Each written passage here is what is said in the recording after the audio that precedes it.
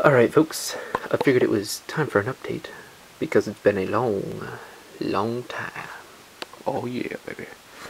Anyway, here's the BBK catted X pipe, but this is some kind of a weird X pipe, I'll tell you what, because there's no way you'll be able to see that. But basically, it's a big old like open chamber looking thing, and it's almost more like an H with kind of an Xy shape to it, so I trust BBK in this case that they've done their homework.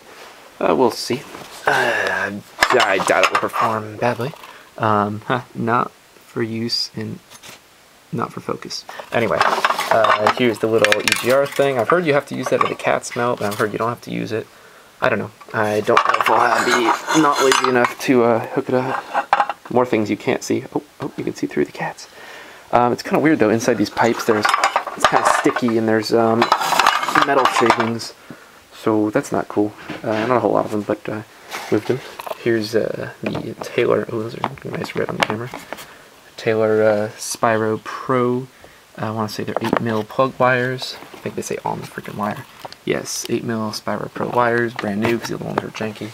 I might have to mess with this end connector to get it to fit on the coil, but all in good time. What else?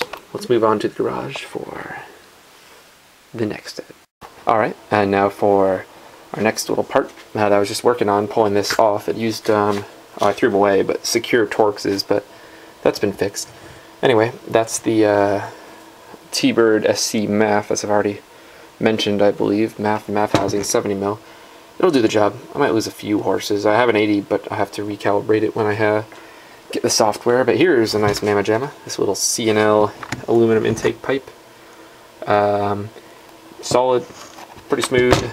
And they're not polished on the inside maybe, but it's almost a little too heavy, honestly. Bit on the heavy side. I can deal. It was $100. Did I overpay? I don't know. Honestly, I just like whatever. I'm on what's the website? Oh yes, late model restoration. Maybe for some reason that said the acronym sounds wrong. I'm pointing at one thing here. But anyways, I'm late model resto, and I'm like, oh okay, there's an intake tube, whatever, get it, it'll work. And it will work. But anyway, there's my radiator still sitting there. Still have to figure out a way to mount that. Oh, here's what I was going to show you. I almost forgot. Here are my motor mount bolts I had to make because the stock ones weren't long enough for the actual mounts on the motor. So anyway, these will get all the way through. Now you might notice some gray stuff, so my camera refuses to focus, but you can tell it's gray. That's epoxy, and the reason I did that was because the stock mounts, obviously being solid. Do I have them here? I should have them laying around. Obviously the stock mounts, being solid metal, have zero room for any sort of deflection. Not deflection. Deflection? Wiggle room? I don't know, but obviously they won't wiggle at all, you know. It'll be a solid mount. It's stuck onto this. There's nothing to wear. On these, obviously all thread, this is not hardened. I was afraid it would start chewing through these threads, and just give a few millimeters each mount, a few millimeters there, here, there, a little bit. I just didn't want that all to add up, so figured, hey, $5, epoxy it up. And now I don't believe that'll get eaten away anytime soon. Now here's my clutch side, because I had to fab up something to hold the hydraulic slave cylinder that I've put in. And you'll see where that sits in a moment. I believe I'm keeping it on the motor right now. Also, oh, oil temperature? Yes, please. And obviously that is a oil filter relocation kit. And so now I know you're all like, oh, just get to the fucking motor already. So, okay. Not much done to the chassis. It's all really been prepping for the install at this point. So what I did was I actually converted to tarp power. And tarps make good torque. And they don't take much. I'm just fucking with you. Okay. Let's pull it all off. Oh, yeah. Oh, that's sexy. Oh, yeah. Anyway, transmission's bolted on. Useless polished bell housing's bolted on. Starter is bolted on. Header's already still here. All of this was from the last update, maybe. I don't even know.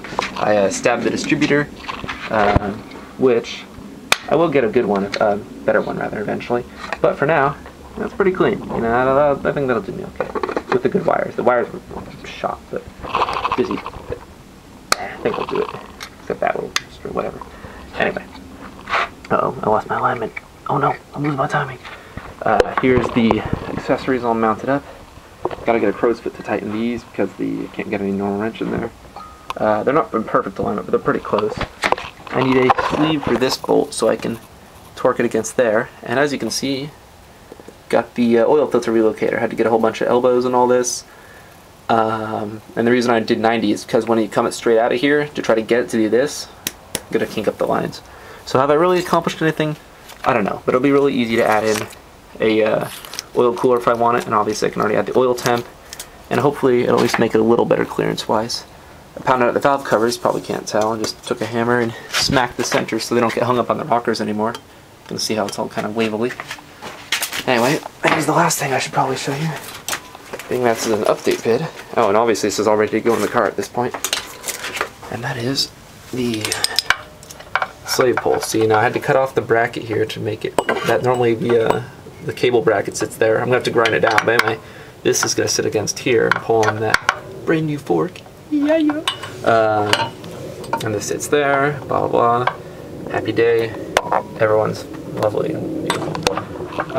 Actually, it's not really that perfect, but it'll work. There's the oil pressure sender. There's